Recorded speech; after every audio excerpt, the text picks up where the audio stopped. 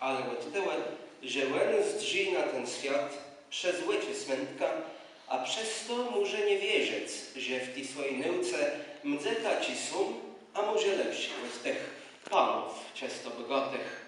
To tak je, że jemu nikt nie może pomóc, ale choć byle nie pomógł, tej żeby te przegrzechy smętka ju nie było. Łenie gorsi jak to wsiadłe, bo trzeba to nieść wse, jak wielki cynżer, i w każdy czas obyczaje.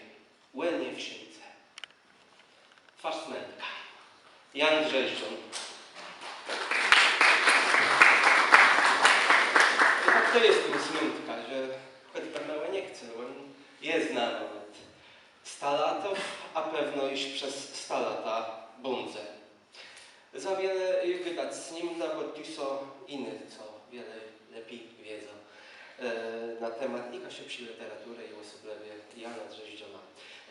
Rycza do Sedaryka Majkłewściłem i rycza własno Urszula Drzeżdżon, wdowa po mistrze Janie Drzeżdżonie, rycza do stolika do obgydci i teraz będę wam głos Darykowi.